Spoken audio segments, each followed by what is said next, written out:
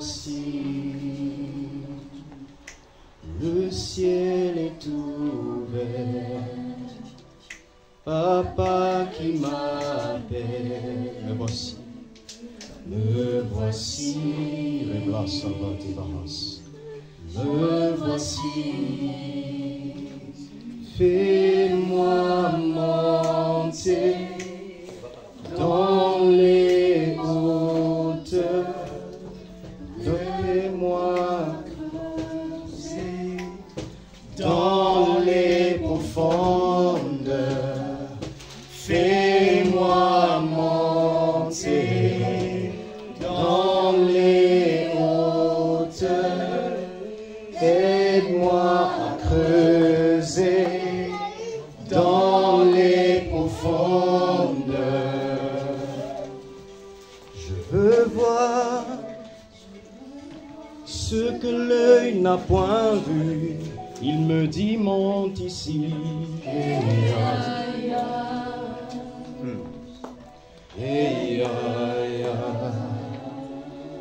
Bien.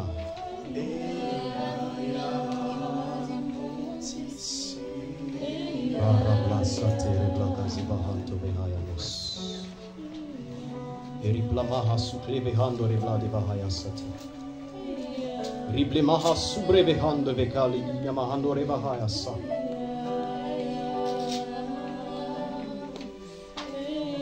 Et qui remble de feu. L'état succédant des choses à venir. Et reblassa maïté le vehos. Il replama souvahani namano savé. C'est toi encore que nous saluons ce matin. C'est toi encore que nous saluons ce matin. Merci Saint-Esprit d'être ici. Fill this room. Fill this place. Fill this place. Fill this place. Fill this place. Fill this place. Fill this place.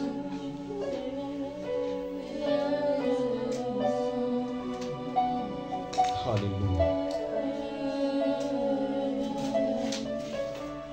J'aimerais que tu parles au Saint-Esprit, que tu dises Saint-Esprit, me voici disposé. Me voici disposé ce matin. J'aimerais que tu parles encore à mon cœur ce matin. Adresse-toi à moi personnellement ce matin. Fais une mise à jour dans mon esprit ce matin.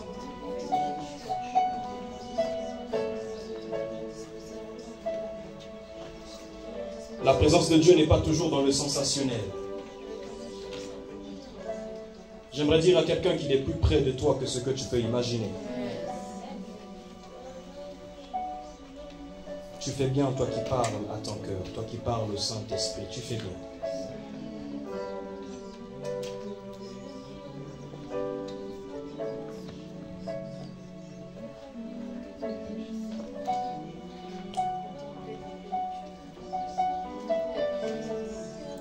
Wow. Wow.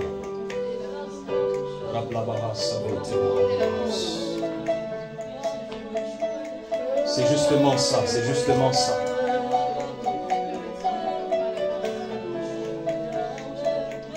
Il y a un travail interne qu'il est en train de faire ce matin. Il y a un travail interne qu'il est en train d'effectuer ce matin. Ma prière pour toi est que tu sois victime de la grâce de Dieu ce matin. Alléluia. Que tu sois victime de la puissance de Dieu. Que tu sois victime de la main du Saint-Esprit ce matin.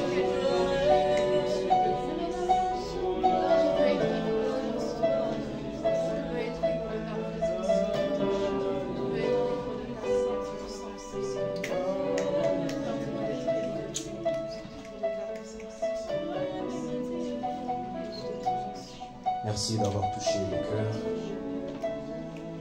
Et merci parce que tu vas poursuivre ton œuvre encore dans les minutes qui suivent. Au nom de Jésus. J'aimerais que tu gardes juste la même attitude. J'aimerais que tu gardes la même attitude.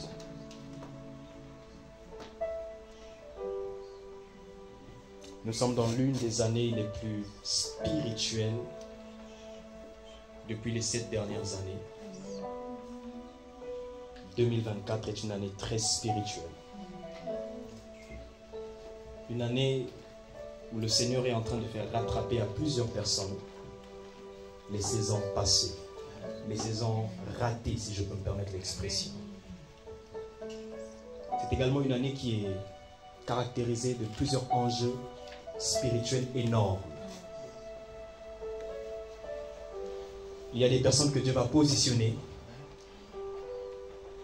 Il y a aussi des personnes que Dieu va disqualifier. Il y a des personnes que Dieu va enraciner. Mais il y a aussi des personnes qui vont perdre leur manteau. Lorsque le Seigneur était en train de me parler, il me faisait comprendre que cette année est une année où il allait donner à plusieurs de conquérir leur territoire. Il me faisait comprendre qu'il avait relâché dans les cieux une onction redoutable pour permettre l'avancement de plusieurs personnes. Il me posait une question en disant: est-ce que mon peuple est-il prêt à avancer avec moi? Est-ce que mon peuple est-il prêt à suivre le même mouvement que moi? J'aimerais déjà commencer par dire à quelqu'un: on ne peut pas avancer en dehors du mouvement de l'esprit. On ne peut pas progresser en dehors du mouvement de l'esprit. On ne peut pas prospérer en dehors du mouvement de l'esprit.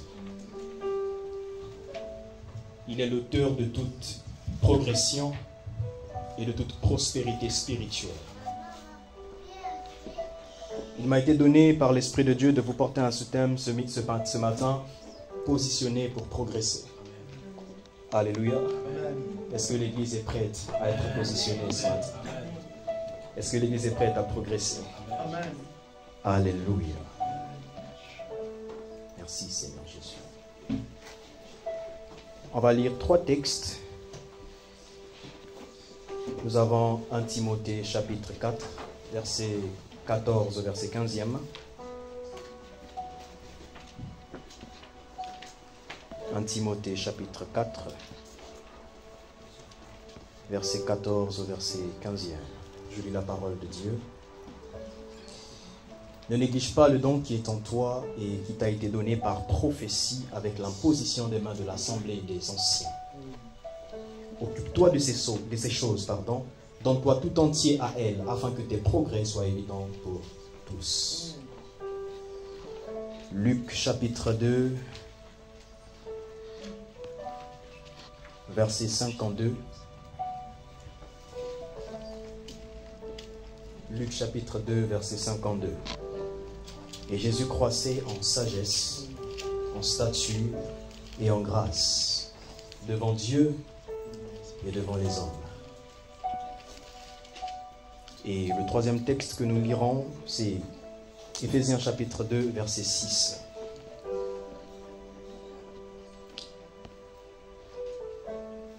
Éphésiens 2, verset 6.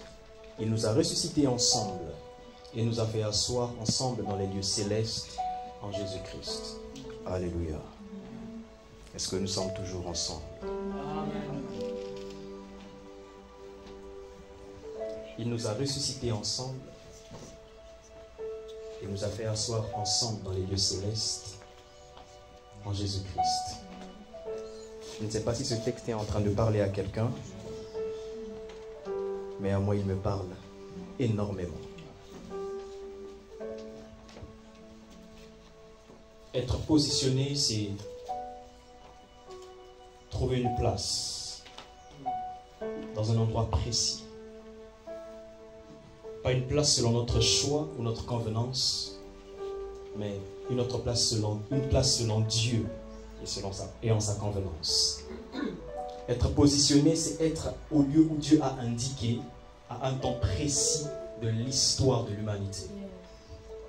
Je ne parle pas du positionnement selon le langage humain. Parce qu'ici, nous sommes déjà positionnés. D'ailleurs, nous sommes même déjà assis, enseignés. Mais le positionnement selon Dieu, c'est quoi? C'est se trouver exactement où Dieu se trouve, quand il se trouve, au même moment que. Lorsque j'étais en train de prier pour cette journée, j'ai interrogé le Saint-Esprit en disant: tu m'as dit trop de choses sur l'Église. Quel est le message précis qu'il faut que j'apporte à l'Église? Il me dit: je suis en train de positionner mon Église. Amen. Amen. Je veux voir mon Église progresser. Amen. Je veux voir mon Église aller de l'avant. Je veux faire une mise à jour dans sa mentalité et dans son esprit. À cela, je comprenais que le positionnement implique un mouvement de l'homme vers Dieu et de Dieu vers l'homme. Il y a une chose qui se passe dans la Bible, dans le livre de Genèse, chapitre 12, à partir du verset 1er, c'est Dieu qui s'adresse à Abraham. Il dit une chose à Abraham: quitte la maison de ton père, va vers le pays que je t'indiquerai. Dieu avait un projet merveilleux pour Abraham. Il savait lui-même où il était en train de conduire Abraham, il savait pourquoi est-ce qu'il était en train de le faire. On a remarqué une chose, c'est que Dieu, avant de s'engager à faire quelque chose avec Abraham, il commence par déplacer Abraham. On remarque une chose, c'est que Dieu, avant de relâcher quelque chose de puissant sur Abraham, il commence par déplacer d'abord Abraham. Certainement, c'est parce que le lieu où il était, c'était un lieu hostile pour sa destinée, pour sa personne.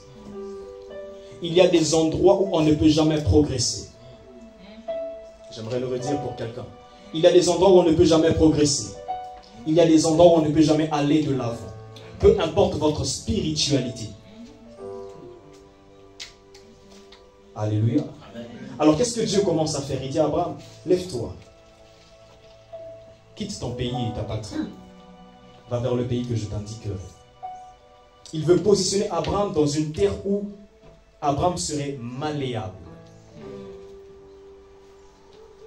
Il veut provoquer quelque chose à l'intérieur d'Abraham, d'où il commence d'abord par le déplacer, parce que où il était, il y avait tellement d'hostilité qu'Abraham serait dans l'incapacité de comprendre le mouvement même de Dieu. Voilà pourquoi lorsque Dieu commence à parler à Abraham, il attend que Abraham soit déplacé loin de sa maison. Abraham habitait encore chez Térak, son père, mais le jour où Dieu l'a parlé, il n'était pas à la maison. Alléluia. Le jour où Dieu parle à Abraham, il n'était pas à la maison. Abraham était en train de se charger de ses affaires, de ses brebis ou de ses troupeaux, quand il a rencontré l'Éternel. Pour ne pas dire quand l'Éternel l'a rencontré.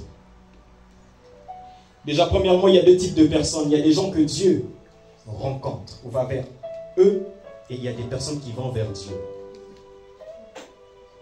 Il y a une nuisance, ou une nuance, pardon, entre les deux personnes. Une personne vers qui Dieu s'approche est différente d'une personne qui va vers Dieu.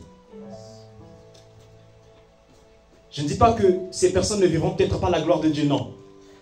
Mais la personne vers qui Dieu s'approche lui-même est une personne que le Seigneur sera lui-même en train de provoquer des circonstances propices pour l'emmener à une transformation.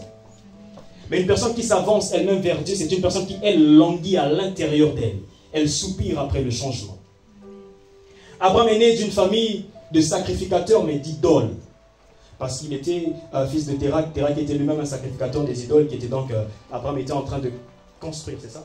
Créer ou construire, fabriquer des idoles. Mais Dieu se rend compte d'une chose, c'est que je veux emmener ce homme quelque part. J'ai un projet merveilleux pour Abraham. Je vais faire de lui le père d'une multitude. Mais sauf que je ne peux pas accomplir mon plan ou mon projet aussi longtemps qu'il restait où il était. Et donc il fallait que je provoque un mouvement dans la vie d'Abraham. Il dit alors: quitte la maison de ton père et va vers où je t'indiquerai. Au départ, Abraham ne comprend pas, mais il décide d'obéir à Dieu. Et lorsqu'il fait le premier pas, on se rend compte d'une chose, c'est que Dieu commence maintenant à planifier les choses dans la vie d'Abraham. Il commence à établir des choses. Il dit: quitte la maison pour que moi je commence à agir.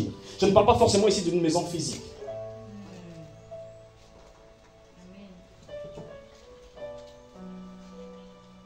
Lorsqu'il s'agit de quitter,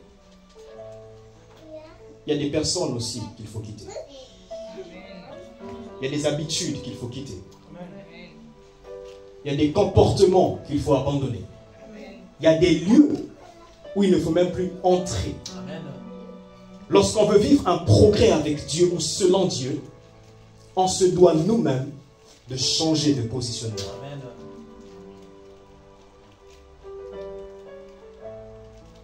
Positionner pour progresser. Pourquoi?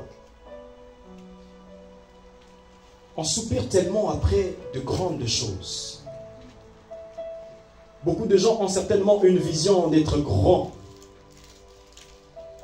Mais peu sont ceux qui savent comment arriver à destination. On ne peut pas arriver à destination sans mouvement. Vous qui êtes venus ici, vous avez fait un déplacement pour être ici. Vous avez voulu être positionné au bon endroit, au bon moment pour écouter la parole. C'est justement ce que Dieu fait lorsqu'il veut faire progresser une personne. Progresser, c'est l'action d'avancer. C'est l'action d'aller de l'avant. De quitter du statu quo pour embrasser le dynamisme. Progresser, c'est décider de faire changer les choses à une période précise. Il y a des saisons, même si vous bougez comment, vous n'allez jamais progresser. Je suis désolé de le dire. Il y a des saisons comme ça, vous avez remarqué que vous priez, vous cherchez Dieu, mais vous n'avez pas progressé. Mais pourquoi? Est-ce que Dieu n'est pas là? Dieu est là. Le problème, c'est qu'avant de progresser, il veut que tu te déplaces d'abord. Alléluia. Amen. Il veut que tu te déplaces d'abord.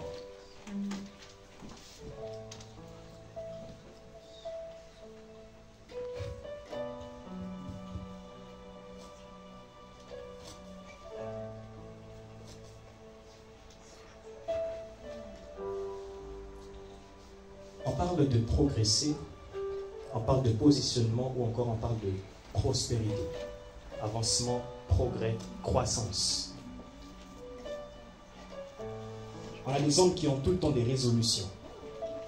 2024, je vais faire ci, je vais faire ça, je deviendrai ci, je deviendrai ça. C'est très bien, j'aime ça. Mais lorsqu'on entre en 2024, qu'est-ce qu'on fait pour accomplir ça?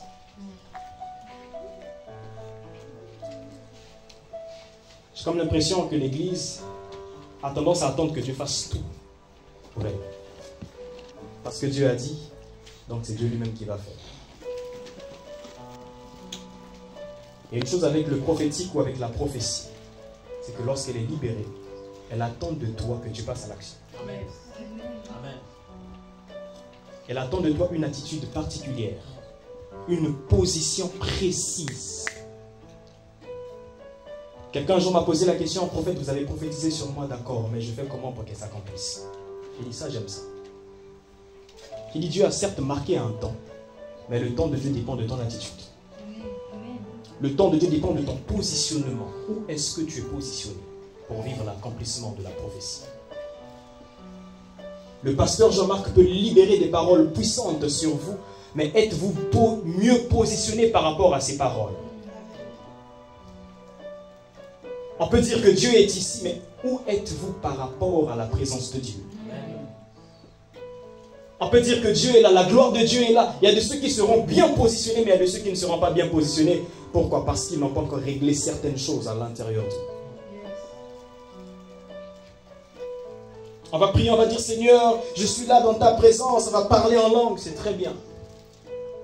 Mais sommes-nous bien positionnés? Le premier type de positionnement, c'est le positionnement que nous avons en Christ. D'abord, Dieu nous positionne en Christ afin de nous faciliter la progression. Parce qu'on ne peut jamais progresser en dehors de Christ. On ne peut pas vivre une certaine prospérité, tant spirituelle, économique ou financière, en dehors de Jésus. Certainement on me dira, mais les maçons alors? Ou les francs-maçons si vous voulez.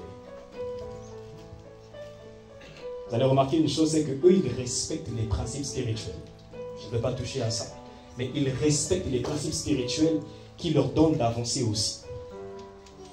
Il y a des principes qui permettent d'avancer et des choses qui vont vous retarder aussi dans le progrès. Pour mieux avancer, il faut... Pour mieux avancer, il faut apprendre à... Comment le dire? À obéir et à respecter ce que Dieu vous demande de faire. Pour mieux avancer, il faut apprendre à examiner le lieu où vous êtes. Est-ce que c'est le bon endroit pour vous? Tant spirituellement même que physiquement. Vous allez remarquer que Dieu avait pour habitude de délocaliser quelqu'un avant de faire quelque chose. Je me posais des questions, mais Seigneur, pourquoi tu commences par délocaliser d'abord des gens avant de faire des choses? Il dit justement parce que certaines personnes, je dois les délocaliser pour les positionner où moi je pense être le meilleur endroit pour elles. Souvent notre volonté, elle est contraire à la volonté de Dieu, ou nos voies sont contraires aux voies de Dieu. Pourquoi? Parce qu'il n'y a pas un alignement entre nos pensées et la pensée de Dieu.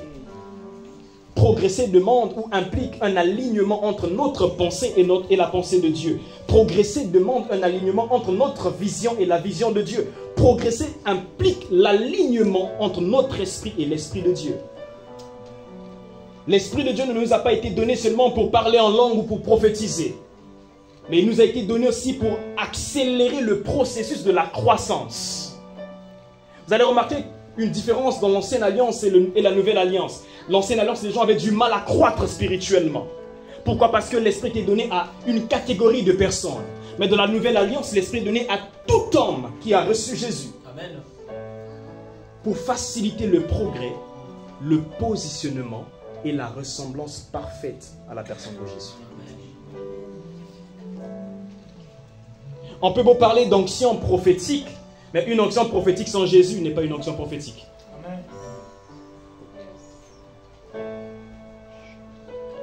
On peut beau parler d'onction de guérison si on veut, mais sans Jésus, ce n'est pas une onction de guérison. D'ailleurs, on remarquera que dans l'ancienne alliance, il n'y a pas eu trop de guérison, trop de miracles. C'est dans la nouvelle alliance. Pourquoi? Parce qu'il fallait que l'homme de la grâce apporte ces choses. Amen. La nouvelle alliance est une nouvelle sphère, une nouvelle dimension que le Seigneur a ouverte, ou une nouvelle porte que Dieu a ouverte pour introduire les hommes à l'intérieur afin de vivre le surnaturel de Dieu sur la terre. Progresser en Christ relève du surnaturel de Dieu. On ne progresse pas en Christ en fonction de notre intelligence. Vous allez réfléchir sur des choses, mais vous n'allez jamais arriver à les concrétiser.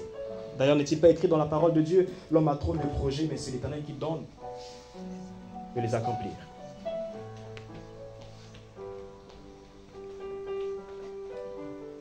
Où sommes-nous? Nous qui voulons vivre la gloire de Dieu, nous qui voulons la prospérité spirituelle, où sommes-nous? Dans Genèse 3, verset 9, si je ne me trompe pas, on remarque une chose, c'est que Dieu, quand il descend dans le jardin, il pose la question, Adam, où es-tu?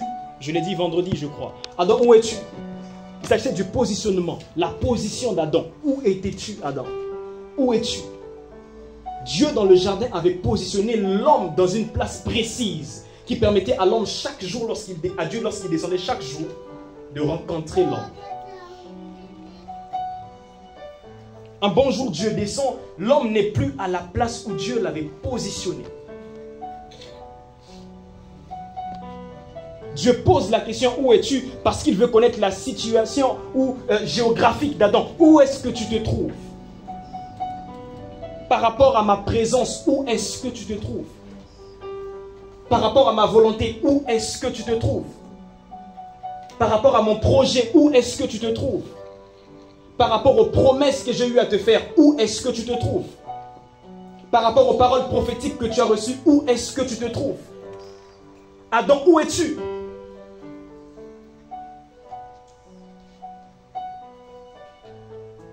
Dieu nous positionne avant de commencer à agir. Mais ce que j'aime, c'est qu'avant de nous positionner, il commence par créer une zone qui nous permettra de croître lorsqu'il nous positionnera. Dieu n'a pas créé le jardin dans le pays d'Éden en vain. Le pays d'Éden était tellement vaste. Et Dieu ne pouvait pas juste créer l'homme et le placer comme ça dans le pays d'Éden. Il n'aurait pas une situation précise ou une localisation précise. Alors Dieu crée un jardin, une safe place, où il devait rencontrer Adam. chaque jour pour déclencher le processus de la croissance et du progrès dans la vie d'Adam. Il peut léguer des responsabilités à Adam, mais Adam ne pouvait pas accomplir ce que Dieu lui avait demandé de faire sans même la présence de Dieu. Lorsque Dieu demande à Adam, il envoie vers Adam les animaux de la terre pour donner des noms. Adam a pu le faire parce qu'il était toujours positionné où Dieu l'avait placé. Nous échouons aujourd'hui parce que nous ne sommes plus là où Dieu nous a placés. On ne peut pas vivre la gloire de Dieu si on n'est plus à l'endroit où Dieu nous a positionnés. Impossible. Éphésiens 2,6 dit, nous sommes positionnés, assis dans les lieux célestes en Jésus-Christ. L'Église doit se rendre compte d'une chose, c'est que la spiritualité christique, elle est premièrement la plus haute forme de spiritualité et deuxièmement, elle est l'élément majeur de la progression. Positionner en Christ pour progresser. Positionner en Christ pour vivre la prospérité spirituelle. Positionner en Christ pour accomplir la volonté de Dieu. D'ailleurs, lorsque Jésus dit que ta volonté soit faite sur la terre comme au ciel. Pourquoi? Parce que la position que nous avons en lui dans le ciel est celle qui doit s'accomplir sur la terre. Amen. Amen. Sur la terre comme au ciel. C'est de l'horizontal. My God.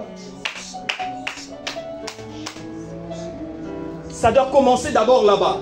Le positionnement que nous avons en lui spirituellement, en haut, nous donne ici d'être positionnés et établis. Amen.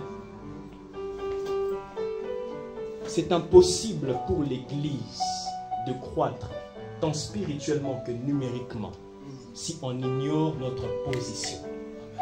C'est pas possible.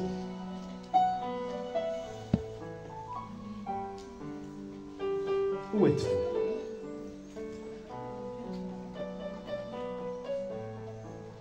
Où êtes-vous? Le ciel est ouvert ici. Et où êtes-vous par rapport au ciel qui est ouvert? Dieu ne pouvait pas donner à Jacob la vision d'un ciel ouvert, d'une échelle qui descendait, des anges qui montaient et descendaient sans que Jacob soit mieux positionné. Dieu crée une circonstance. Jacob doit fuir la maison de son père. Dieu n'a jamais demandé à Jacob de partir. Mais il a créé une circonstance qui devait faire à ce que Jacob fuit la maison de son père. Se retrouver à Beersheba, si je ne me trompe pas. Pour rencontrer Dieu. Jacob, en fouillant, il est tellement fatigué, il dit, bon, je vais me reposer. Au hasard, il prend une pierre. Pour lui, c'est un hasard. Mais Dieu avait positionné ça exactement là. Dieu savait que Jacob devait trouver la pierre là. Il dépose la pierre parce que ça faisait partie de l'autel que Abraham avait déjà élevé. Amen. Alors qu'est-ce que Dieu fait? Il prend cette plateforme qui était la plateforme où Dieu devait descendre. Amen. Parce que l'autel est une plateforme sur laquelle Dieu descend pour entrer en contact avec l'homme. Alors qu'est-ce que Dieu fait? Il prend la pierre de l'autel. Il ramène ça là où Jacob devait se situer. Parce qu'il voulait que Jacob soit mieux positionné pour voir le ciel ouvert. Amen. Vous voulez vivre la gloire de Dieu? Suivez le mouvement de l'esprit. Alors lorsque Jacob voit la pierre, il dit, bon, je vais faire de ça un oreiller. Comment avoir une idée? La pierre. Est-ce qu'on réalise ça d'abord? La pierre, elle est dure, hein? C'est doux. Spirituellement. Spirituellement, c'est doux. Alléluia. Vous voyez la pierre? Non, moi je ne pourrais pas. Non, je ne pourrais pas. C'est pas possible physiquement parlant ou dans la logique des choses. Dormir sur une pierre? No way. Mais Jacob a dit, bon, même si c'est no way, je vais essayer. Il a eu l'idée où? Dès qu'il pose la tête, la Bible dit que le ciel s'ouvre. L'échelle était déjà descendue. Un mouvement bizarre. Les anges sont censés descendre et monter. Et lui, il a vu des anges monter et descendre. Amen. Ok, Seigneur, bon. Comment les anges vont-ils monter et descendre? Ça veut dire qu'ils étaient déjà là. C'était le lieu du rendez-vous. Amen. Le positionnement est un rendez-vous des saints. Amen. Celui qui sait être sensible au mouvement de l'esprit sera toujours au bon endroit. Jacob était bien positionné, il a vu le ciel ouvert. Les anges montaient et descendaient. Je me suis dit, mais ils montaient avec quoi? Ils descendaient avec quoi? Parce qu'on ne peut pas monter les mains vides et redescendre les mains vides. Lorsque le ciel est ouvert, c'est impossible. Il y a forcément quelque chose qui va quitter ici pour monter. Amen. Il y avait une chose qui se passait. Jacob a posé la tête. Il y a eu un transfert. Son identité. L'homme naturel est parti. Et le spirituel est descendu. Amen. C'est ce qui se passait. Je ne parlerai pas de l'échelle. Ce n'est pas ça mon message. Il y avait un mouvement. Vers l'homme d'abord. Et de Dieu à l'homme. L'homme vers Dieu et Dieu à l'homme. Lorsqu'il se réveille, il dit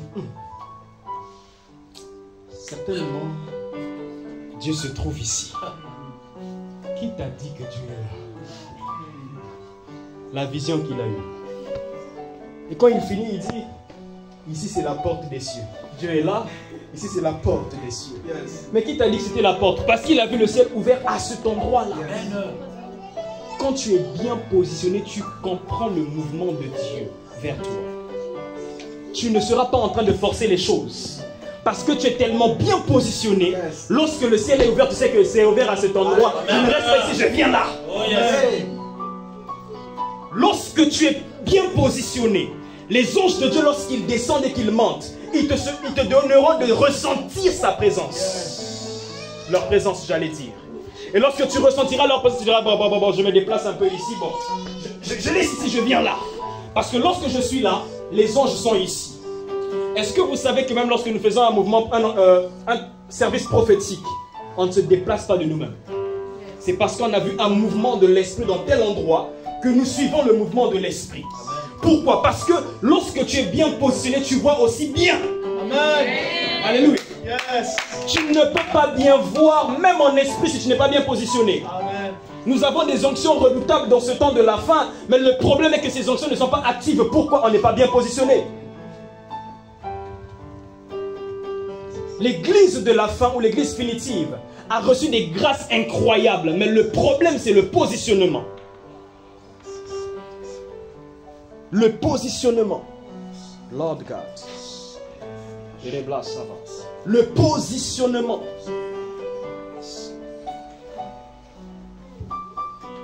Pourquoi Jésus est-il né seulement à Bethléem? Pourquoi il n'est pas né dans la tribu de Benjamin par exemple? Pourquoi seulement dans la tribu de Juda? Pourquoi précisément à Bethléem? Bethléem signifie maison de paix. Il doit naître là parce que il est le prince de paix. Il ne peut pas naître à n'importe quel endroit. Même Dieu, pour envoyer son fils, il a d'abord choisi la localisation. Alléluia. Amen. Les gens vont penser que Marie, c'était simplement un hasard de Dieu. Ce n'était pas le hasard de Dieu. Dieu savait que même le fils qui devait descendre pour accomplir une mission particulière devait naître d'une personne particulière. Amen. J'aimerais que tu dises avec moi, je suis le choix parfait de Dieu.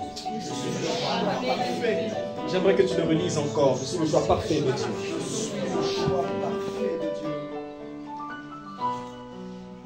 Il y a un truc qui se passe, c'est que lorsque l'ange apparaît à Marie, il dit, tu as trouvé grâce aux yeux de Dieu. Tu enfanteras un fils et tu l'appelleras Jésus. Il dit, mais comment ça se fera? Je n'ai jamais connu d'homme. Ça, c'est pas ton problème. Sache juste que tu enfanteras un fils. Comment? La puissance de Dieu te couvrira. Quand tu es bien positionné, lorsque le Saint-Esprit descend, il te touche facilement. Il n'a plus à te chercher. Il n'a plus à chercher où est Jean-Marc. Parce que déjà quand il descend, il dit bon, il est là. Alors parce qu'il est là, je prends Jean-Marc et je monte avec lui. Et moi, vous voyez le pasteur en train de sauter. Il n'est plus avec vous. Bien positionné, il atteint facilement la présence de Dieu. Amen. On veut progresser. Positionnons-nous bien dans la présence de Dieu. Alléluia. Amen.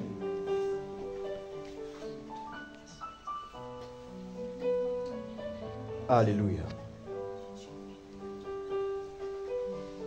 La prospérité spirituelle, c'est être à la place où Dieu dit que tu dois être. La place que Dieu a prévue pour toi. Alors je parlerai de 4 choses qui nous permettent d'avancer ou de progresser. 4 choses. Le premier point, c'est faire un état des lieux. Il faut faire 4 ou 5 choses, mais il faut faire un état des lieux.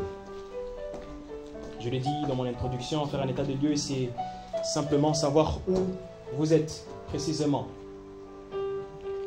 Pourquoi vous êtes là et ce que vous devez faire là exactement. Par rapport à ce que Dieu vous a dit, vous en êtes où précisément? Vous allez remarquer que même les disciples dans la Nouvelle Alliance ne se déplaçaient pas bêtement. Ils attendaient que l'Esprit part pour qu'ils se déplacent. Ils pouvaient être bouillonnants à l'intérieur d'eux, des grâces qu'ils avaient reçues, mais tant que l'Esprit ne demandait pas d'agir, ils n'agissaient pas. Progresser implique une parfaite communion avec le Saint-Esprit. Et faire un état des lieux, c'est soi-même faire un bilan, si vous voulez. C'est-à-dire où je suis spirituellement par rapport au plan de Dieu. Dieu m'a dit, je serai ceci ou je serai cela. D'accord, c'est très bien. Mais où êtes-vous par rapport à ça? L'état des lieux est très important.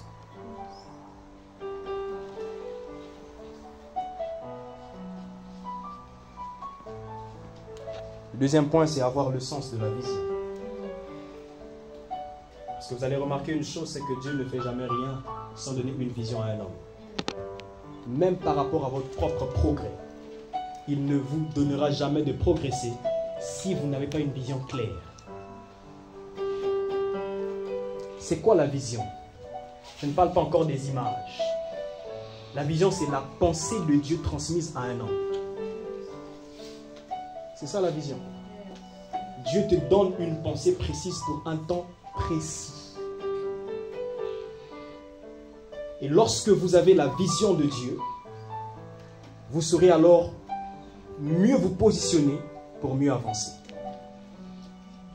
Celui qui a une vision, il saura comment s'y prendre pour atteindre ses objectifs.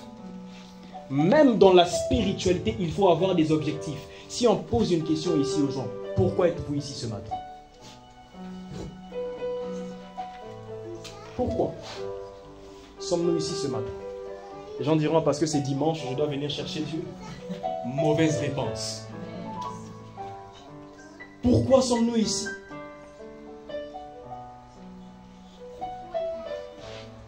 J'aimerais choquer quelqu'un. Dieu est partout, n'est-ce pas? Alors donc on peut chercher Dieu partout, on est d'accord? Mais pourquoi sommes-nous ici ce matin? C'est parce qu'on a un objectif précis. C'est ça qui nous a conduits ici. On s'est donné des moyens pour arriver jusqu'ici. Et c'est ce que Dieu attend de nous spirituellement. Lorsqu'il nous donne une vision, par son esprit, il nous donne des moyens pour accomplir la vision. La vision, ce n'est pas forcément devenir un homme grand ou géant ou je ne sais pas, un homme d'entreprise extraordinaire. Ce n'est pas forcément de ça que je parle. Ça, ce n'est que la manifestation visible de ce qui est déjà donné invisiblement. Ou la manifestation visible des choses spirituelles que nous avons reçues par Jésus-Christ. Mais pour ça, il y a un processus, il y a un parcours, un état des lieux et avoir le sens de la vision. Celui qui a un bon sens de la vision sera bien s'orienter. On nous a conçu ou créé des GPS pour mieux se retrouver lorsqu'on semble être perdu. Mais nous, on n'a pas besoin d'un GPS.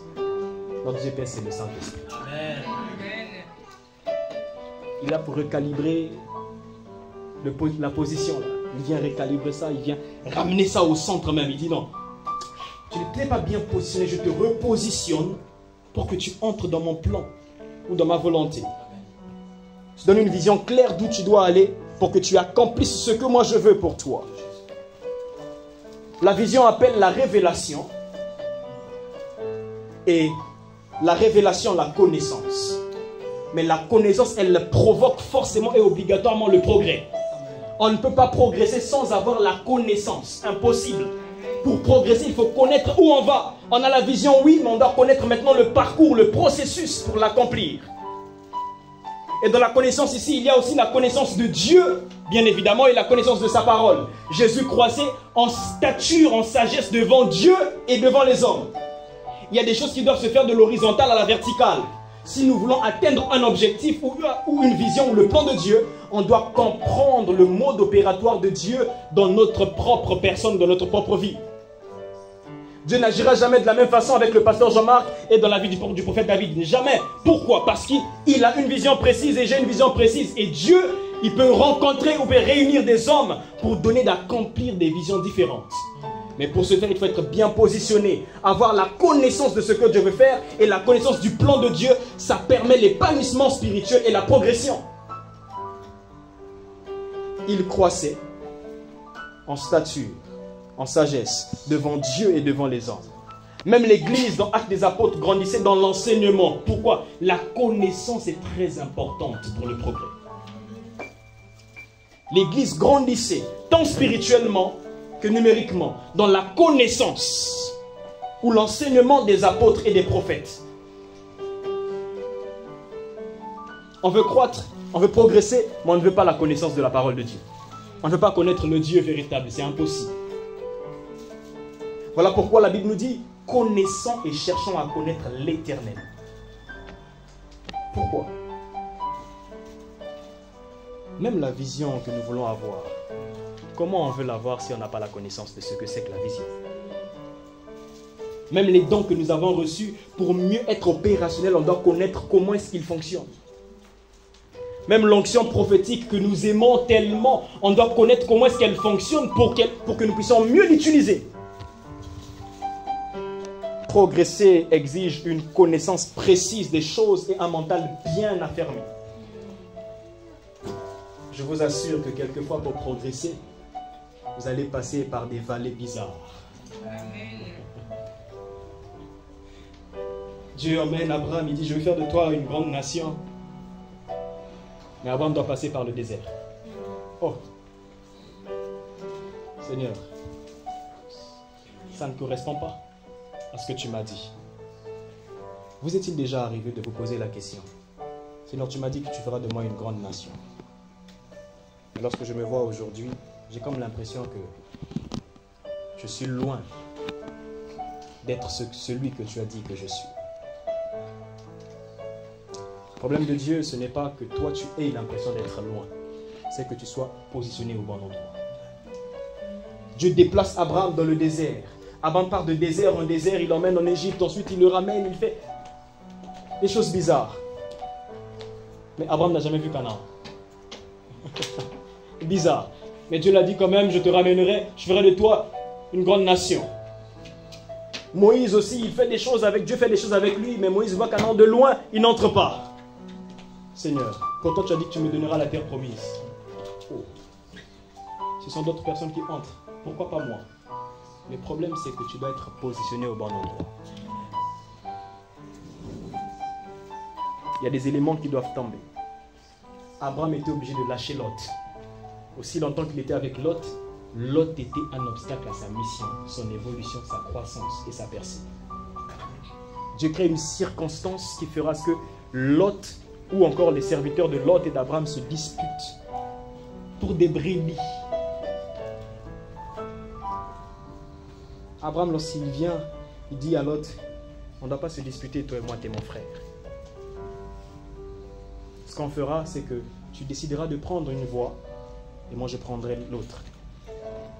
Lot a choisi une voie, une destination par rapport à ce qu'il voyait physiquement. Mais Abraham a choisi par rapport à ce qu'il voyait spirituellement. Tu peux voir spirituellement que le lieu où tu vas semble être un lieu désert. Ne te dis pas que Dieu n'est pas là-bas. Abraham a suivi le lieu désert, mais c'est là que Dieu a fait de lui une grande nation. C'est là que Dieu a donné à Abraham le fils dont il avait besoin, Isaac. Il y a certaines promesses pour s'accomplir dans vos vies. Elles vont provoquer d'abord en vous, comment dire ça, une certaine souffrance, une certaine douleur.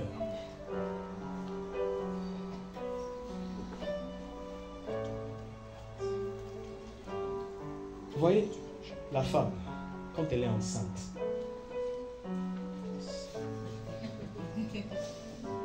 arrivé déjà, bon, je parlerai du 9e mois. Mais avant le 9e mois, vous allez voir du 1er mois au 8e mois, il y a des caprices bizarres. Des nausées, des maux de tête, de la fatigue, la lourdeur, ceci, cela. Les caprices de la grossesse. Si vous ne comprenez pas la femme, vous allez dire, elle abuse. Elle n'abuse pas. C'est naturel. Pourquoi Dieu a fait ça? C'est le même processus spirituellement. Tu ne peux pas enfanter une grande vision si tu n'as pas de douleur. Amen. Amen. Amen. Dieu nous a déjà donné des exemples parfaits physiquement pour qu'on comprenne comment est-ce qu'il agit spirituellement. Mais c'est nous qui sommes tellement aveugles. Ésaïe 6. Ils vont voir, mais sans voir réellement. Ou sans comprendre ce qu'ils voient. Elle porte une grossesse. Vous portez la promesse de Dieu. Vous portez la vision de Dieu à l'intérieur de vos entrailles. Vous arrivez à 8 mois, vous sentez que vous devenez lourd. 9 mois, vous avez les contractions, les douleurs. Parfois, le dos fait mal, vous êtes obligé de marcher maintenant comme ça. Surtout chez nous en Afrique. Ça devient comme ça. Pourquoi? Parce que ça fait mal, le ventre a poussé. Surtout que ça ne recule jamais. J'aimerais dire une chose à quelqu'un ici. La vision de Dieu deviendra de plus en plus claire chaque fois que tu seras bien positionné, que tu avanceras dans la volonté de Dieu. Amen. Avancer dans la fidélité de Dieu permet d'éclaircir des zones d'ombre dans votre vie. Lorsque la femme arrive au 9e mois, elle a des douleurs. Parfois, ce n'est pas encore le jour de l'accouchement. C'est le mois de l'accouchement, mais pas le jour de l'accouchement. C'est deux choses différentes. Le mois de l'accouchement, ça fait très mal.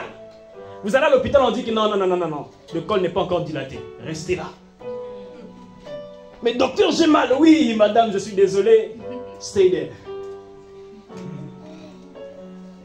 Une semaine parfois, vous avez mal, vous vous tortillez avec la douleur, vous tournez à gauche, à droite. Le médecin, parfois, il a mal, il veut faire quelque chose, mais ce n'est pas encore le temps. Vous êtes déjà au bon endroit, mais l'enfant ne peut pas naître encore. Mais Seigneur, c'est quoi cette histoire? J'ai un temps précis dans l'histoire du temps des hommes pour accomplir mes projets dans la vie de quelqu'un. Vous êtes censé mettre au monde, par exemple, un 28 février. Vous êtes déjà le 20 février. Vous remarquez que ça fait encore davantage mal. Docteur, provoquer l'accouchement. Non, madame, je ne peux pas provoquer l'accouchement pour éviter des lésions. Peut-être le 27, tout dans la nuit, vous tournez encore. J'ai mal, j'ai mal. Lorsque c'est le 28 à minuit pile, l'enfant commence à dire, bon, je dois sortir. Pourquoi l'enfant commence à demander à sortir? Parce que l'enfant est déjà bien formé à l'intérieur. Le progrès est une formation interne qui doit se manifester visiblement. La prospérité spirituelle est une formation intérieure. Voilà pourquoi le Saint-Esprit, quand il vient, il commence à l'intérieur d'abord. On ne voit pas tout de suite les résultats physiquement, parce qu'il commence à traiter l'intérieur. Il est en train de concevoir, de former, de tisser les liens. Il est en train de transformer des choses. Après 9 mois, on se rend compte d'une chose. Il y a un bébé qui est né. Et c'est là que Dieu dit, avant que tu sois formé dans le sein de ta mère, je te connaissais. Dieu connaît toutes choses. La pensée de Dieu exactement, c'est que malgré les douleurs que vous avez, dans votre progression, que vous continuez à progresser.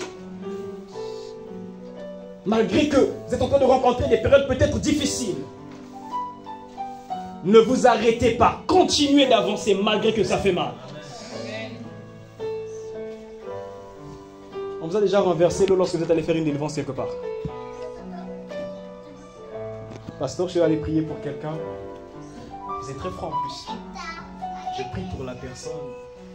chassant les démons sont partis. Les démons partent, entrent dans le corps du grand frère. Le grand frère prend un seau d'eau, il vient, il me renverse ça. Je regarde, il dit, Saint-Esprit, qu'est-ce que je dois faire? Il dit, continue. Il dit, il fait froid. Il dit, continue.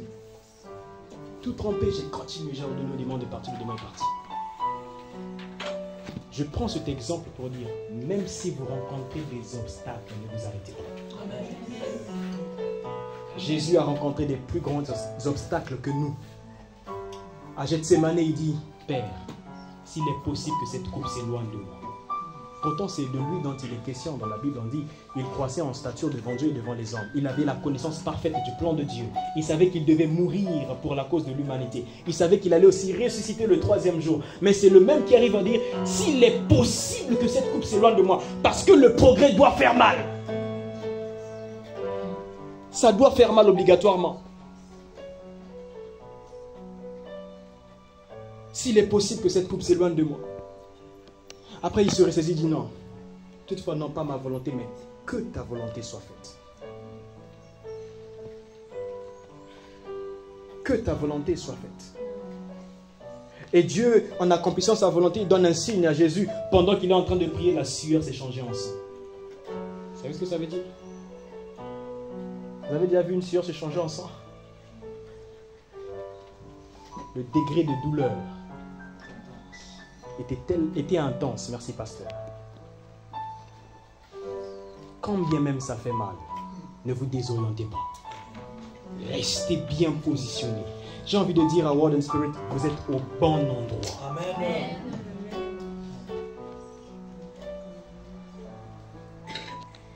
Ne faites pas les choses en fonction de ce que vous voyez physiquement, mais faites les choses en fonction de ce que vous voyez spirituellement. Parce que Dieu, avant d'agir physiquement, il commence spirituellement d'abord. Tout est spirituel avant d'être matériel. Même les richesses après lesquelles les hommes courent, elles sont spirituelles. La Bible dit que nous sommes bénis dans les lieux célestes en Jésus. Spirituellement dans les lieux célestes en Jésus. C'est cette bénédiction. Lorsqu'elle devient matérielle, il y a l'abondance. Mais avant ça, il y a un parcours. Est-ce que vous êtes prêts à vous engager dans le processus du changement?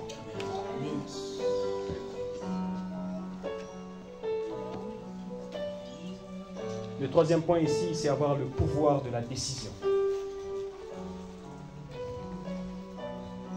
Le pouvoir de la décision. Job 22, verset 28 nous dit une chose. À tes résolutions répondra le succès. Les chrétiens aiment bien ce passage. Mais ce sont les mêmes aussi qui n'arrivent pas à prendre de bonnes résolutions.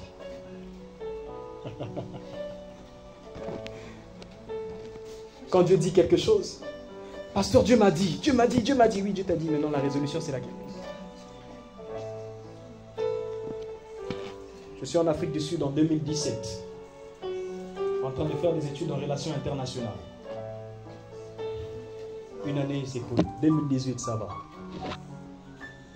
Lorsque je m'apprête à payer l'année académique 2018-2019, il me dit, arrête, rentre chez toi.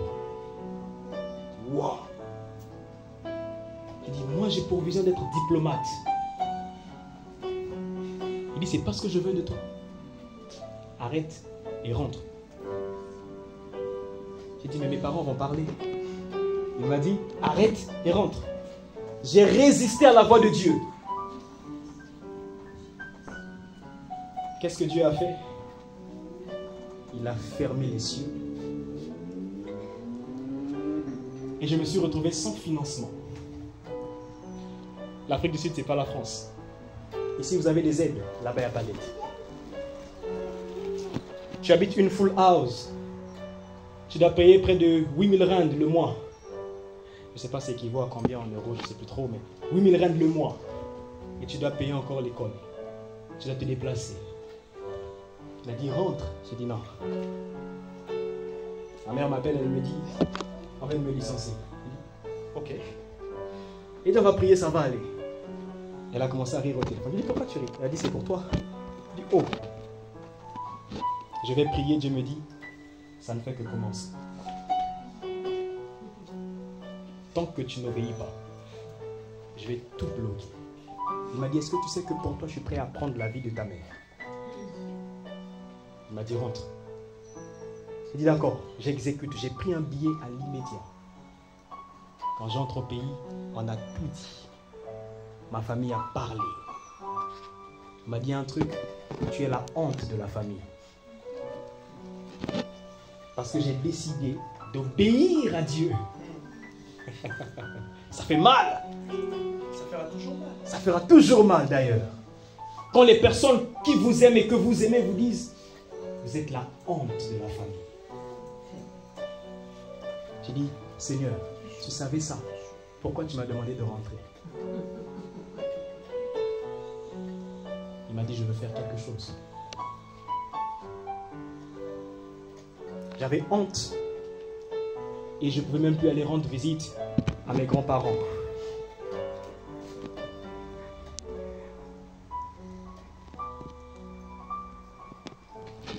Il y a un de mes oncles qui m'appelle depuis une autre ville pour me dire, sache qu'à partir d'aujourd'hui, je suis ton opposant numéro 1 dans la famille. Tant que tu ne réponds pas avec tes études, toi et moi, ça passe pas. Ça me faisait mal. J'avais l'impression que le fardeau devenait très lourd. Mais j'avais une décision à prendre. Est-ce que j'obéis ou pas?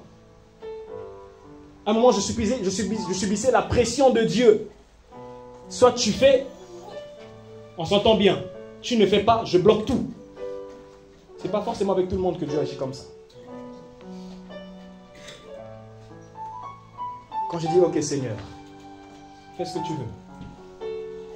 Dès que je dis ça, ma mère m'appelle pour me dire, le travail vient de me rappeler, j'ai trouvé le boulot. Vous voyez comment Dieu agit? La décision. Lorsqu'on sait se décider, Dieu nous accompagne, pourvu que nous puissions nous décider dans la volonté de Dieu. Nous avons de belles visions, mais de mauvaises résolutions. De grandes visions, mais de mauvaises décisions. On a de grands projets, mais de mauvaises résolutions.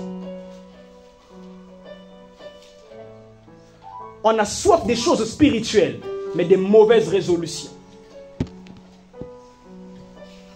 Quand on dit à quelqu'un, va dans la présence de Dieu pour ton problème, la personne te dira, le pasteur a déjà prié, il a fait sa part, et ta part alors. Je disais dernièrement à une dame qui était malade. Elle m'a dit, prophète, pray for me, en anglais. J'ai prié pour la dame et j'ai dit, madame, Dieu me demande de vous dire d'aller jeûner 3 jours. Elle m'a dit, mais prophète, vous avez déjà prié, ça va. J'ai dit, non, il me dit de vous dire d'aller jeûner 3 jours. Elle n'est jamais allée jeûner. Elle est restée malade. Elle revient voir papa, ça n'a pas changé. J'ai dit, oh, est-ce que vous avez jeûné? Elle a dit non. Je dis, voilà. L'instruction était que vous puissiez jeûner. Décidez-vous d'obéir. Lorsqu'on la décision, comment dire ça? Le progrès émane d'une décision. Quand on remarque notre situation, notre position actuelle, et tant qu'on n'est pas insatisfait, on n'avance pas. On n'avance pas dans la satisfaction, c'est impossible. J'aime toujours dire à Dieu, je ne suis pas satisfait des dimensions ordinaires. Amen. Je ne suis pas satisfait d'opérer dans la dimension dans laquelle j'opère. Soit tu changes de dimension, soit je ne fais pas. Moi je parle comme ça, Dieu, ça n'engage que moi. Il faut avoir le pouvoir de la décision. Dieu peut demander d'aller quelque part. Il faut dire à Dieu, ok, tu m'as envoyé, d'accord, j'irai. Ne pas se poser trop de questions. Il demande de faire quelque chose, ne pas se poser trop de questions. Se décider simplement à obtempérer. Et Dieu fera des grandes choses. Abraham a décidé d'obéir à Dieu. L'obéissance est une décision. Amen. L'obéissance est une décision. Celui qui décide d'obéir, c'est celui qui vit la gloire de Dieu. Dieu me disait un jour, David, sache une chose, c'est que moi je te donnerai une position dans le ciel. Mais c'est à toi de la valider sur la terre. J'ai dit, comment faire pour la valider? Il a dit, décide-toi de m'obéir. Nous sommes ici ce matin, Dieu a déjà relâché beaucoup de choses. Amen. Il y a de ceux qui doivent se décider d'entrer dans leur saison. Amen. La saison, elle est toujours là. Mais est-ce que toi, tu t'es décidé à entrer? Il y a une chose avec Jésus, c'est qu'il peut crier « Je suis la porte des brebis ». Mais il ne force jamais les brebis à passer par là. Il dit celui qui vient, il est déjà venu lui. Il attend maintenant que toi tu viennes. Ce matin, il est là. Où es-tu? Il te donne une position, mais c'est à toi de la valider. La grande décision ou la décision, elle produit la détermination. Celui qui se décide de faire quelque chose sera déterminé.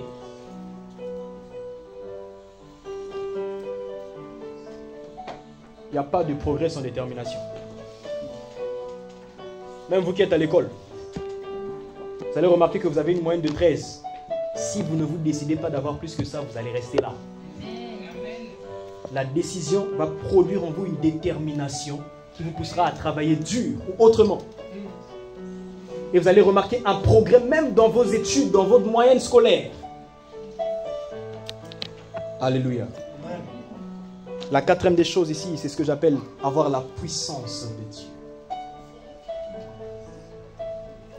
You shall have power. Vous devez avoir la puissance de Dieu. Parce que progresser vous donnera d'être confronté à certaines choses bizarres, à certaines forces des ténèbres quelquefois. Si vous n'avez pas la puissance de Dieu, vous ne saurez pas comment les renvoyer ou les repousser. C'est pourquoi Jésus a dit une chose. Voici, je vous ai donné le pouvoir de chasser les démons. Le royaume de Dieu ne peut pas progresser s'il y a les démons sur sa route. Impossible. Pour qu'il progresse, il faut chasser les démons, faire un nettoyage. Et pour ce faire, il faut la puissance de Dieu. Ce n'est ni par la force, ni par la puissance, mais c'est par le Saint-Esprit. C'est lui qui est la puissance visible de Dieu, ou manifeste de Dieu dans le corps ou dans la vie d'un homme. Voilà pourquoi dans Acte 10, verset 38, si je ne me trompe pas, on dit, vous savez comment Dieu a oint du Saint-Esprit et de force Jésus de Nazareth, qui allait de lieu en lieu. Il a été oint du Saint-Esprit et de force pour aller de lieu en lieu. Pour qu'il y ait un déplacement. Il est oint du Saint-Esprit et de force pour commencer à produire des choses extraordinaires. On veut vivre la gloire de Dieu, demandons à être investi d'autorité et de puissance. Les ousies de Dieu, lorsque ça vient, c'est pour que nous ayons la capacité d'ordonner des choses. Écoutez, il y a une chose qui se passe. On peut être rempli du Saint-Esprit sans être revêtu du Saint-Esprit. Jésus était rempli du Saint-Esprit, mais il n'était pas encore revêtu. Il n'a rien fait sans le revêtement de la puissance de l'Esprit. Il est rempli du Saint-Esprit, le Saint-Esprit l'emmène dans le désert. Il passe 40 jours et 40 nuits. Le dernier jour, il y a une chose qui se passe. Le tentateur vient tenter. Il lui demande de changer la pierre en pain. Il dit, l'homme ne se nourrira pas que de pain. Il a commencé à déclarer. Le tentateur apporte la parole de Dieu parce que le diable, il connaît très bien la parole de Dieu. N'oublions jamais qu'il était dans le ciel. Alors il a commencé à apporter la parole de Dieu. Jésus répond aussi, il est écrit. Et lorsqu'il finit, la Bible dit qu'il était revêtu de la puissance du Saint-Esprit dans Luc chapitre 4. Revêtu de la puissance du Saint-Esprit. Et lorsqu'il descend, il dit, l'onction du Seigneur est sur moi, car il m'a oint pour.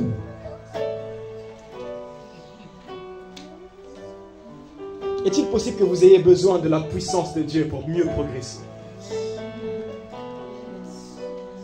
À tous ceux qui l'ont reçu, à tous ceux qui ont cru en elle, elle a donné le pouvoir de devenir. Pourquoi on dit pouvoir de devenir? Être enfant de Dieu, c'est un pouvoir. C'est un privilège. Par défaut, on est déjà positionné lorsque nous recevons Jésus. Mais il faut maintenir la position. Garder la position. Voilà pourquoi dans Jean 15, il dit, celui qui demeure en moi et en qui je demeure, celui-là porte du fruit. Celui-là progresse. Le progrès, c'est un fruit ou un résultat d'un homme qui demeure en Christ et en qui Christ demeure. Nous avons besoin de la puissance du Saint-Esprit. Tous ceux qui ont marché avec Dieu étaient remplis de puissance. Je n'ai pas vu un homme dans la Bible qui n'a jamais été rempli de puissance. Tous ceux qui ont accompli de grandes choses étaient remplis de puissance. Même Abraham, lorsqu'il est devant l'Égyptien, qui avait pris sa femme, si je ne me trompe pas, le roi, c'est ça. Le roi est tourmenté. Il est tranquille en train de dormir.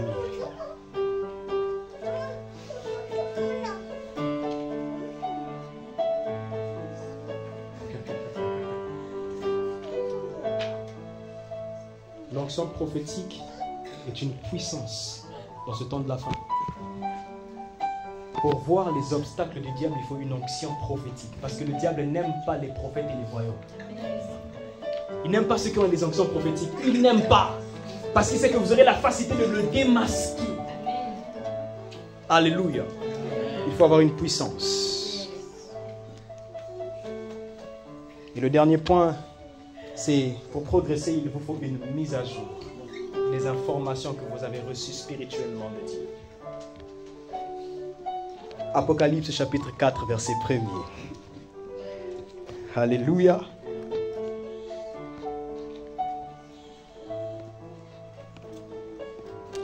Après cela, je regardais et voici, une porte était ouverte dans le ciel. La première voix que j'avais entendue, comme le son d'une trompette, et qui me parlait, dit, « Monte ici, et je te ferai voir ce qui doit arriver dans la suite. » Je vais expliquer un peu rapidement le contexte. Jean était déjà dans une vision. Il était déjà dans une dimension d'extase. Il était déjà en train d'expérimenter des choses spirituellement. Mais c'est que lorsque Dieu veut emmener Jean à voir d'autres choses, Dieu veut faire une mise à jour dans son esprit. Monter, c'est upgrade, c'est ça? Upgrade, to upgrade, c'est ça? Alors, donc, monter, c'est changer de niveau. Mais en même temps, lorsqu'on change de niveau, il y a aussi une mise à jour qui se fait. Parce que vous allez remarquer que dans vos versions iOS, vous devez faire des mises à jour régulièrement pour avoir la version récente. Pour avoir des nouvelles données dans votre portable, vous devez faire quoi? La mise à jour. De même avec l'Esprit de Dieu, vous devez faire des mises à jour chaque jour. Même lorsqu'il vous a dit hier que je ferai ça demain, revenez dans sa présence. Seigneur, hier tu m'as dit. Il va dire oui, j'ai dit, mais il va compléter encore quelque chose. La mise à jour vous permet de mieux progresser. Il dit monte ici, mais il était déjà monté. Il dit monte ici. Le ciel est ouvert, alors qu'il était déjà dans une vision. Comment il voit encore le ciel ouvert? Comment il voit encore une autre porte s'ouvrir? Parce que même spirituellement, tu peux vivre des expériences. Tu peux avoir un certain niveau, mais il faut des mises à jour pour augmenter le niveau. Vous pouvez vivre une certaine dimension du prophétique, mais il faut une mise à jour pour changer de niveau de prophétique. La technologie nous montre ça chaque fois. On a iPhone, on avait quoi? iPhone 6? Ah, non, 4 d'abord, si je ne me trompe pas. Bon, je ne sais plus trop. Mais après, c'est parti 6, 5, 6, 7. Après, c'est devenu 10 ou X. 11, 13, 15 aujourd'hui. Plus, 15 plus. Hein? 16. Jesus Christ, voilà, 16. 16 plus. 16 plus même. 16 plus ultra. Ultra. Parce que lui, il est en train de faire la mise à jour de ses versions. Mais spirituellement, est-ce que nous sommes à jour? Si on demande à l'église dans quel temps nous sommes, peu sont ceux qui sauront répondre à la question.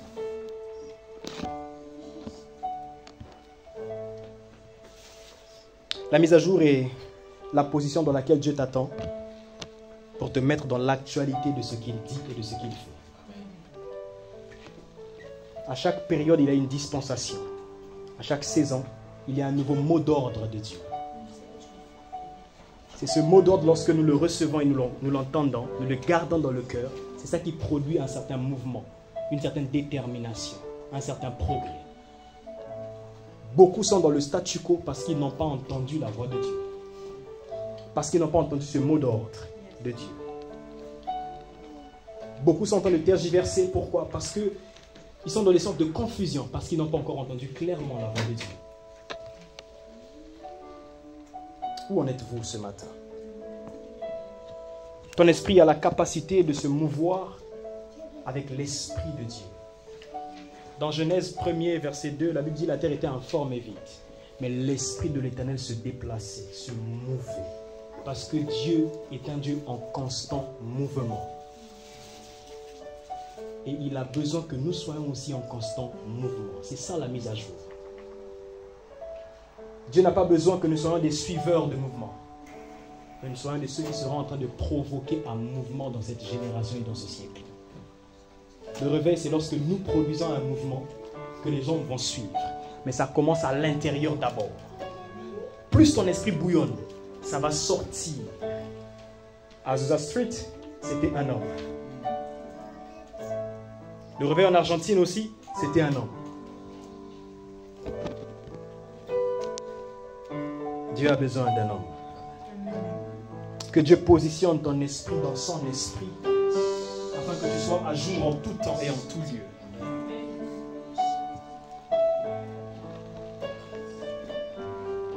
Pour clôturer, j'aimerais dire ceci: Dieu ouvre toujours une nouvelle séquence quand tu as réussi la précédente. Aussi longtemps que tu n'auras pas réussi la précédente, tu ne passeras jamais à la suivante. Ta destinée n'est que la somme des saisons que tu as traversées en étant fidèle à Dieu.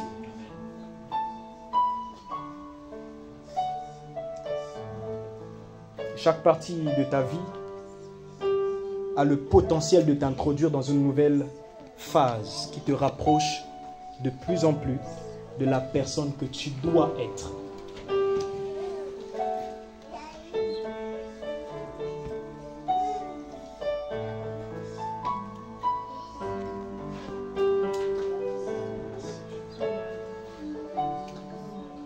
Wow. Yes. J'aimerais que tu fermes tes yeux maintenant. Si tu sens que tu peux te lever, sens-toi libre de te lever. Prends une position qui te convient.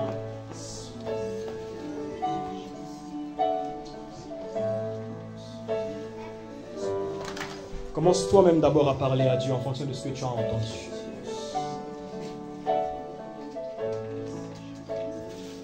Dieu veut te faire progresser. Il a déjà ouvert les cieux sur toi ce matin. Il a déjà établi des choses précises pour toi en ce jour. L'atmosphère est déjà propice pour toi pour entrer et pour croître spirituellement. La puissance de Dieu est déjà libre et disponible ce matin pour toi. Viens maintenant puiser dans sa présence. Arrête de te poser des questions. Toi, avance simplement. Dieu ne veut pas te voir stagner. Il veut te voir avancer. Il ne veut pas te voir dans cette situation. Il veut te voir avancer. Il ne veut pas se voir dans cette dimension. Il veut te voir avancer. Merci Jésus. Il veut te voir avancer. Yes. Merci Seigneur.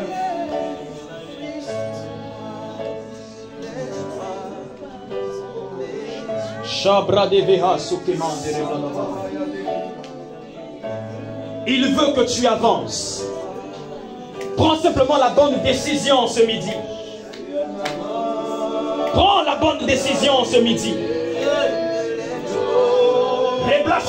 Prends la bonne décision ce midi. Oh Jésus. Si tu sens que tu dois lui dire: Seigneur, je m'abandonne à toi, abandonne-toi totalement à lui ce midi. Il faut un abandon total. Il a promis d'être toujours là avec toi. Il a promis d'être toujours là avec toi. Ne regarde pas ton problème. Regarde à la personne de Jésus. Regarde au Saint-Esprit ce midi. Ce problème que tu as, il va le résoudre. Mais toi, regarde simplement à sa personne.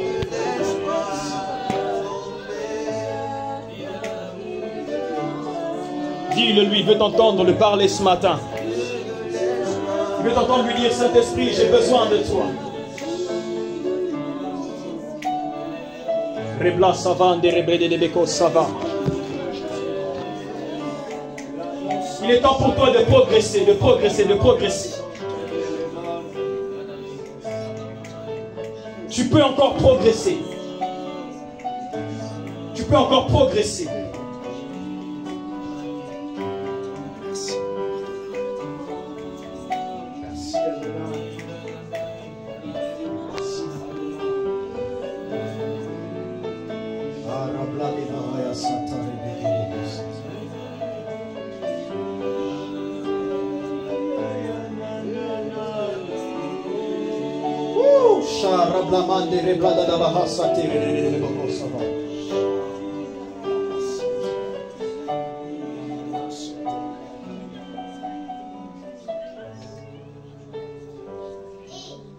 J'aimerais que tu dises au Saint-Esprit, touche-moi ce midi pour que j'avance.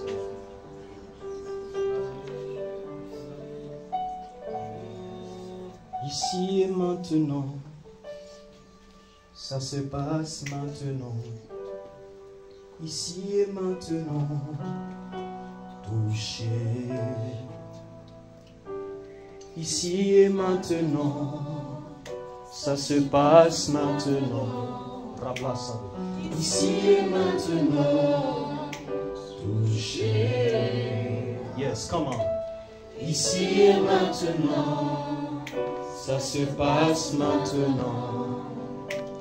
Ici et maintenant, touché.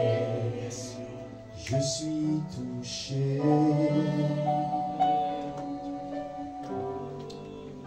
Je suis touché.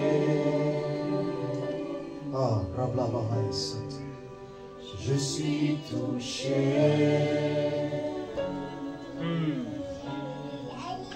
Je suis touché.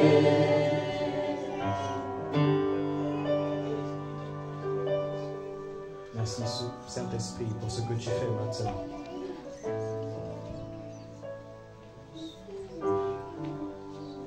Yes. C'est maintenant que ça se passe. C'est maintenant que ça se passe. Il y a des onctions qui vont s'activer. Il y a un processus de croissance qui va se déclencher. Il y a des transformations qui auront lieu parce que ça se passe maintenant.